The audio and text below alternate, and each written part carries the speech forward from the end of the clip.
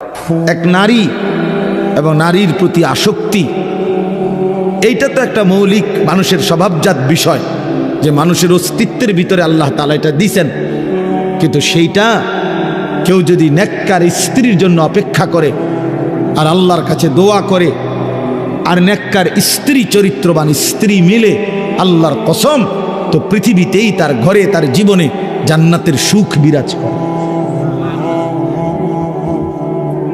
আর বন্ধু, চরিত্রহীন লম্পট হয়ে দিন রাত নারী ছবি, অশ্লীলতা, বেহায়াপনা, অসভ্যতা, বেহায়া বেপর্দা কোনো নারীর পিছনে ঘুরে, ছবিতে হোক আর বাস্তবে হোক, যে চরিত্রহীন লম্পট তার জীবন শেষ করে দিছে, খোদার কসম, আল্লাহর ওয়াদা আছে, ওই খবিস ও চিরেই তার জন্য বিবি মিলবে আরেকটা খবিস।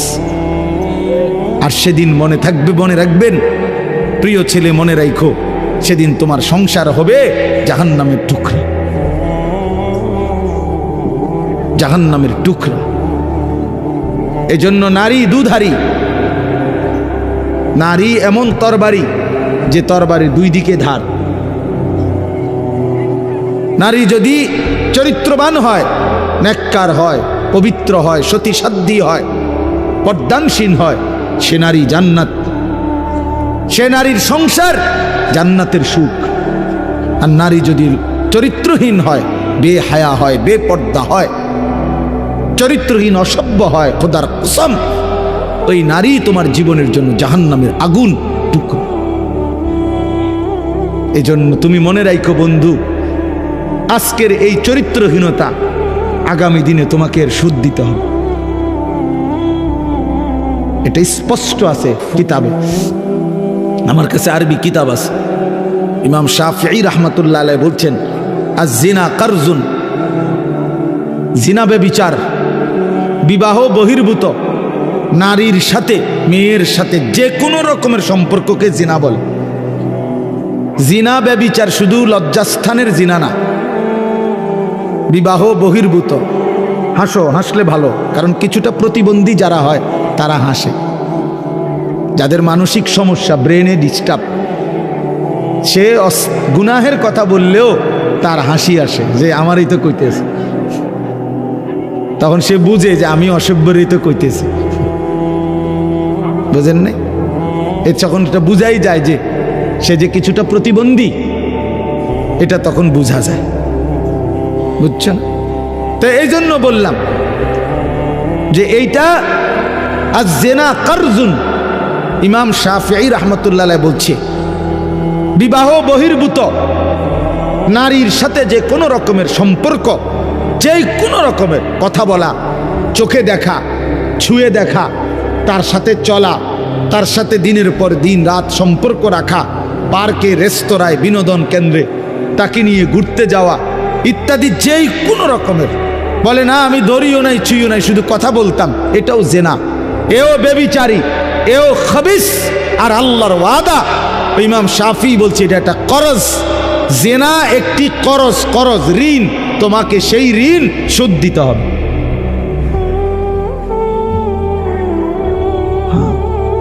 বেবিচার একটি কর্জ, এটা ঋণ, এটা শোধ দিতে হবে।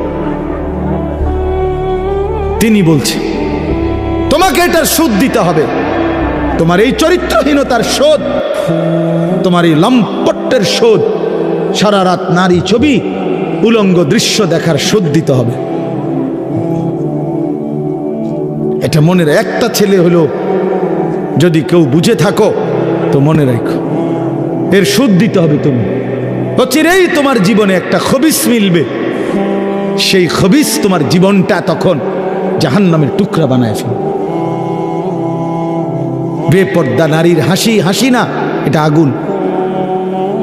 নর্তকীর হাসি, হাসি না, ওটা মূলত আগুন। বেহায়া কন্যার প্রেমের কথা, এগুলো মূলত সুন্দর কোনো শব্দ না, এগুলো আগুনের গোলা, এগুলো আগুনের গোলা। এটা শোধ দিতে হবে নিজের জীবনে, তখন ধুকে ধুকে মরবে। রাস্তার বেড়ি দেখুন আর মোবাইলের নারী দেখা, আর নিজের বউ 6 নম্বর হওয়া, 3 নম্বর বেড়ি হওয়া, হ্যাঁ, অনেকটা ডিফারেন্স। ওই মানুষের জীবনে আর কোনোদিন সুখ মেলে না যে একটা চরিত্রহীন নারী পায়, অসৎ নারী, অসৎ নারী। আপনারা যদি নাও জানেন, আমরা তো জানি, কারণ আমরা যে হুজুর মানুষ, আমগোর কাছে তো হাজারো মানুষ, শত শত মানুষ নিজের ব্যক্তি জীবনের বহু কথা বলে, দোয়া চায়, তা আমরা তো শুনি কি বলে, কি বলে। বাহিরের মানুষ তো মনে করে হাসতেছে, স্বামী স্ত্রী একই ভক্সি গাড়ি দিয়া যায় প্রতিদিন, একই অফিসে অফিস করে, আবার সন্ধ্যা হলে ফিরে, একই ভবনে থাকে 3 বছর, 7 বছর, 5 বছর। পৃথিবী জানে তারা স্বামী স্ত্রী, কিন্তু পরিষ্কার পুরুষের বক্তব্য হলো, না হুজুর, আজকে 7 বছর আমরা মূলত বিচ্ছিন্ন, কিন্তু লজ্জায় কাউকে বুঝতে দেই না, একসাথেই বের হই, একসাথেই ঘরে ঢুকি, আলাদা থাকি।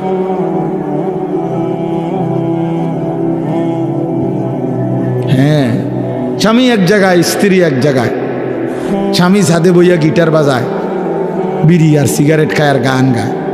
আমি তো দেখছি দিনের পর দিন বেচারা গান গায়, সারা রাত গিটার বাজায় আর একটা একটা করে সিগারেট খায় আর গান গায়। গানও মাশাআল্লাহ, গানও না, গানের জাতও না,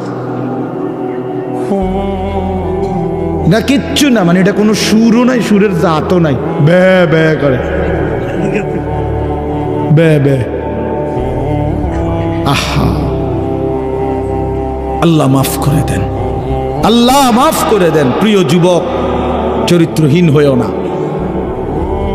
তোমার জীবন দিয়ে এটার খেসারত দিতে হবে। তোমার অপকর্মের দায়ভার আল্লাহর কসম অন্য কেউ নিবে না।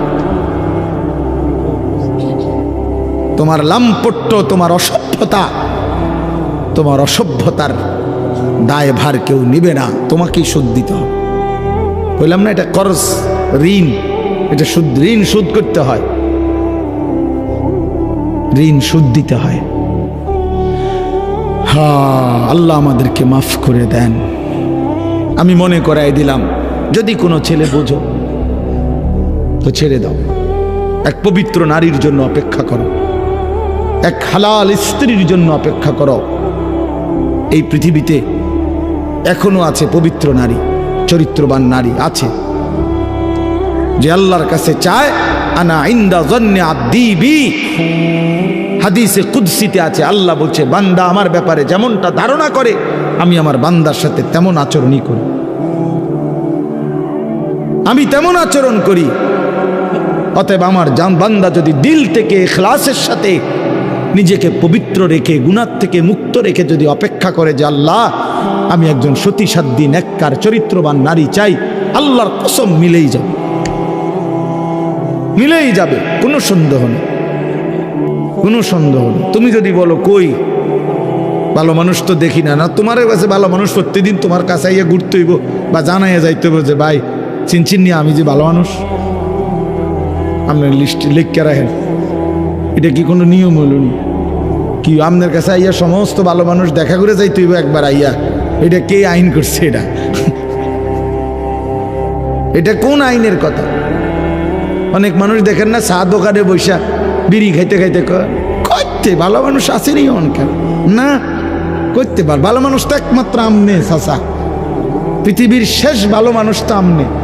আমনে এই যে বিড়ি খাবেন না, আমনে বিড়ির গন্ধে কাছে যাওন জানা, আমনেই পৃথিবীর আখেরি ভালো মানুষ। কোনো কারণে যদি আমনে মারা যান তো পৃথিবী শেষ না, এরপরে আর করতে গাইব, উনি তো টোয়াইয়ে পায় না। উনি চা দোয়ানে বইয়া বইয়া বিড়ি খায় আর ভালো মানুষ টোয়ায়, বেউকুফ কোথাকার। ভালো মানুষ কি আর বিড়ি খায়? ভালো মানুষ কি আর চা দোয়ানে বেড়ি চায়, টেলিভিশন দেখে? আল্লাহ আমাদেরকে আকল দান করেন, বিবেক দান করেন। ওই কথাটা বলতেছিলাম, নবী সাল্লাল্লাহু আলাইহি ওয়াসাল্লাম বলছেন, এই তামাম দুনিয়া একজন মানুষ যা কিছু অর্জন করে দুনিয়াবি, তার মধ্যে সর্বশ্রেষ্ঠ অর্জন হলো আল মারআতুস সালিহা, একজন সতী সাধ্বী চরিত্রবান পবিত্র নেককার প্রেমময়ী ভালোবাসার এক নারী, এক স্ত্রী। এটা তার জীবনের সবচেয়ে বড় দুনিয়ার অর্জন। আর সেই পবিত্র নারী কেমন হয়, তার আখলাক কি, তার বৈশিষ্ট্য কি? তার বৈশিষ্ট্য কি? তার বৈশিষ্ট্য হলো সে প্রতিদিন 3-4 বার করে powder Dole, fair and lovely ডলে না। আল্লাহ নবী সাল্লাল্লাহু আলাইহি সাল্লাম বলছেন, এই পবিত্র নারী, সতী সাধ্বী নারী, চরিত্রবান নারীর একটা বৈশিষ্ট্য, অতুইনু আলা দীনে যাওজিহা, যে তার স্বামীকে দ্বীনের কাজে সাহায্য করে, সহযোগিতা করে, দ্বীনের কাজে স্বামীকে আগে বাড়ায় দেয়। আল্লাহর কসম, নবী বলছে, ওই নারী পবিত্র নারী, চরিত্রবান নারী, সতী সাধ্বী নারী, ওই নারী যে পুরুষের কপালে জুটছে, সেই পুরুষ দুনিয়ার শ্রেষ্ঠ সম্পদ অর্জন করছে, শ্রেষ্ঠ সম্পদ অর্জন করছে।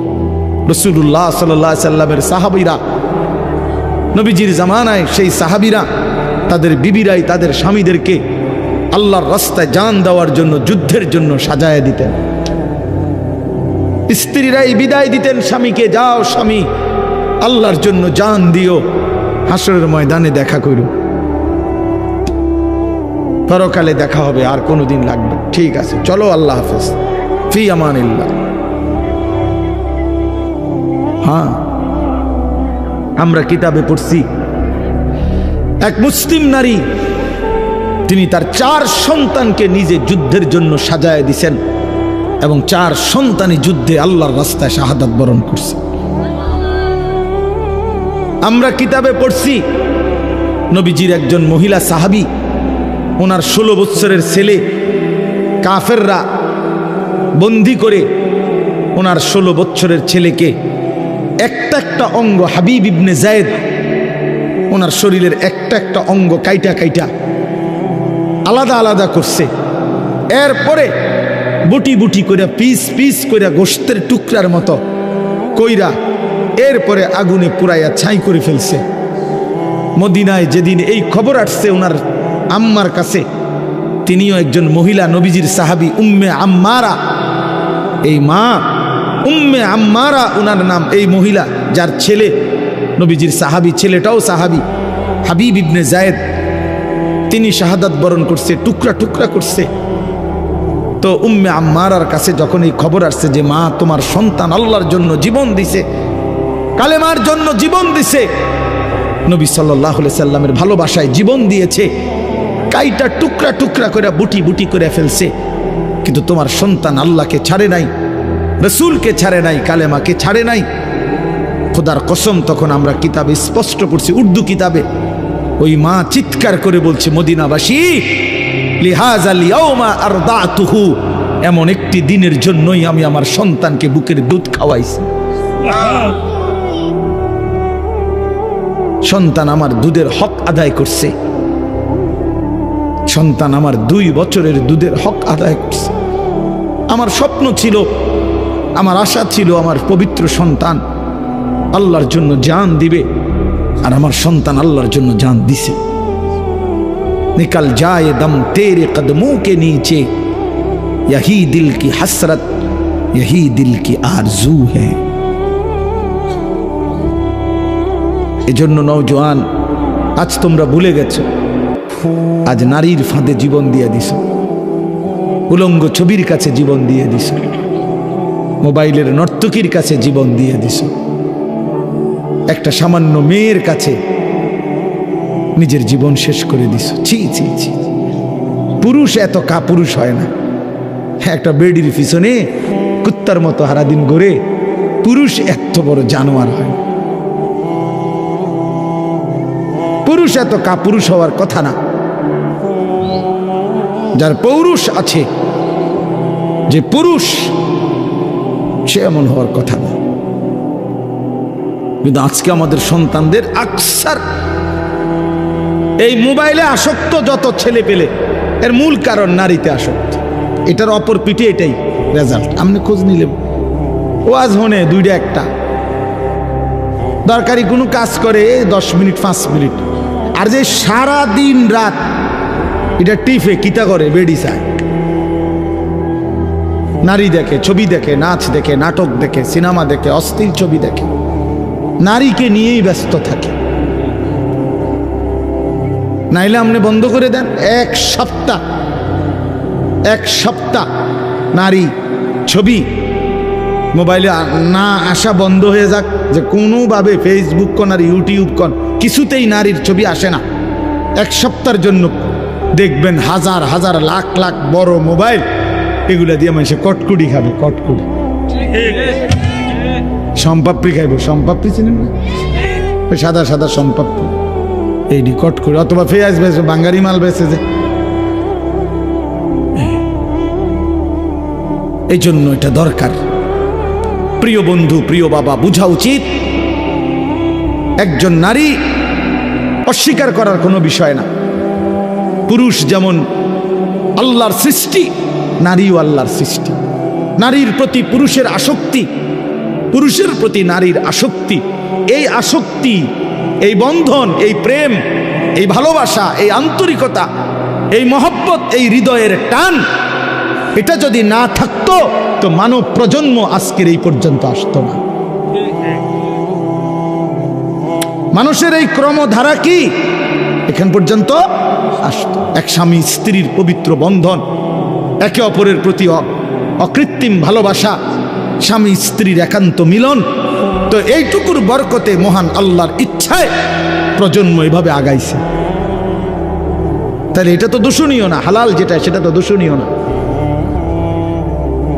রাসূলুল্লাহ সাল্লাল্লাহু আলাইহি ওয়াসাল্লাম বলছেন, পবিত্র স্ত্রী তার মুখে যদি কেউ খাবারের লোকমা তুলে দেয়, হাত্তা লোকমাতা ফি ফি ইমরাতিহি, নবীজি বলছেন কেউ যদি তার হালাল স্ত্রীর মুখে এক লোকমা খাবার, একটা রুটি, সামান্য একটু খাবারও তুলে দেয়, আল্লাহ রাসূল সাল্লাল্লাহু আলাইহি সাল্লাম বলছেন আল্লাহ তাআলা তাকে আল্লাহর রাস্তায় সাদাকা করার সওয়াব দান করেন। নবী সাল্লাল্লাহু আলাইহি সাল্লাম বলছেন ওয়াফি বুদআ আহাদিকুম সাদাকা, পবিত্র স্বামী স্ত্রী যদি মিলিত হয় তো আল্লাহ তাআলা সেখানেও সাদাকার সওয়াব দান করে। সাহাবী জিজ্ঞেস করছে, ইয়া রাসূলুল্লাহ, মনের চাহিদা পূরণ করলেও সওয়াব হয়? আল্লাহর নবী বললেন, সেটা যদি ভিন্ন অনুমতি নাই এমন নারীর সাথে যদি পূরণ করে সেখানে কি গুনাহ হয়? তিনি বললেন, হ্যাঁ গুনাহ হয়। তাহলে এখানেও নেকি, সেখানে গুনাহ হইলে এখানে নেকি হয়। এজন্য বন্ধু, আল্লাহ তাআলা প্রত্যেক নিষিদ্ধ বিষয়ের বিপরীতে বৈধ হালাল পন্থা আল্লাহ রাখছেন। যিনি মদ হারাম করেছেন তিনি মধু হালাল করেছেন, যিনি সুদ হারাম করেছেন তিনি ব্যবসা হালাল করেছেন, যিনি ভিন নারী দেখা হারাম করেছেন তিনি বিবাহ হালাল করেছেন। এমন কোনো বিষয় নাই বান্দার যেটা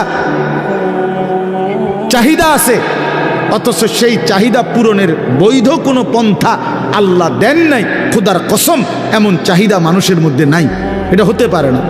কারণ প্রতিটি চাহিদাও দিছেন আল্লাহ, সেই চাহিদা পূরণের হালাল পন্থা নির্ধারণ করে দিছেন, সেটাও